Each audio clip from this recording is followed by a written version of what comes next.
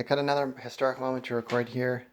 This is the unit without the external hood, and the wires are not done yet, and there's no electronics. But you can see, and this is the minimum thickness that it can have. So you can have a longer tube that would extend it that way and fit into a wall of whatever width you need to fit it into.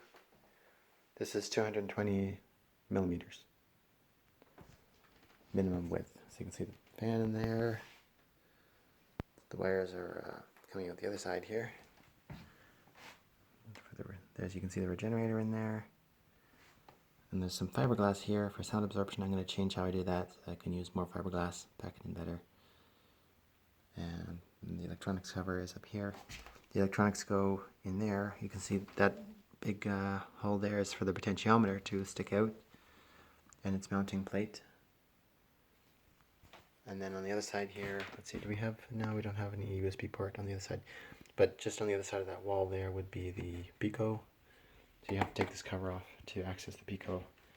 I think I'll change that. It's just a matter of waterproofing basically.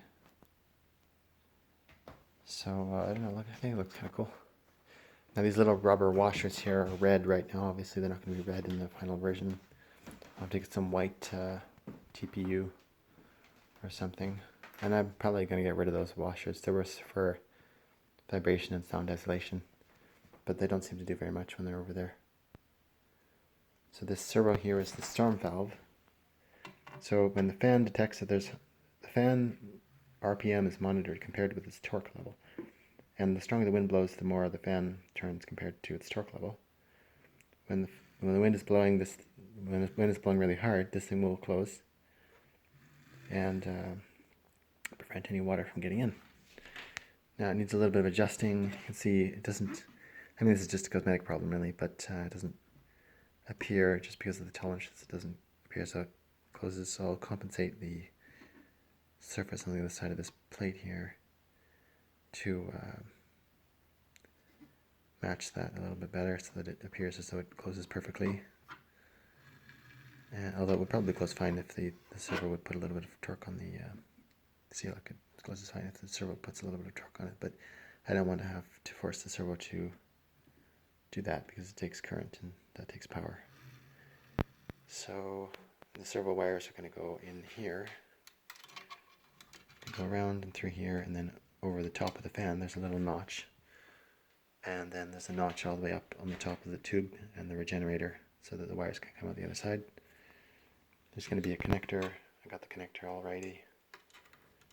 And this is a very nice servo. It's a Metal Gears digital servo. Very strong and doesn't glitch when it turns on. So it'll be capable of standing storms and stuff. This part has to be printed with 100% infill, so it's strong. I mean, it doesn't have to be, but I do because it makes it stronger. And I want to be sure that in the event of a storm, it's not going to break off. Then there's another thing that I have to do yet, and I want to test out actually, is this filter module can go in the place of the storm valve, and this is a great HEPA filter. And I already tested it and for flow, and the flow rate is adequate. It is fairly good, even though the filter is not that big. You got some pretty good pleats there, so it's great. It's just this rectangle, right? So I'll just make a little bit of a mounting thing, and then you put that on for the summer, and then it can draw HEPA filtered air into your house. So that would be quite nice.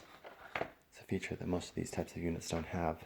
They try to put a filter disc inside the unit. But the thing is that the filter disc can't have all these pleats on it. Not really anyway, and it has to be a lot smaller.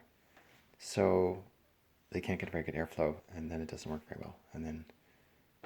Whereas with this approach, you can see that even this filter is actually quite a bit smaller than it could be. In order to still, it could be quite a bit bigger and still fit on the plate. Well, I mean a couple centimeters in either direction. That would increase this area quite a bit.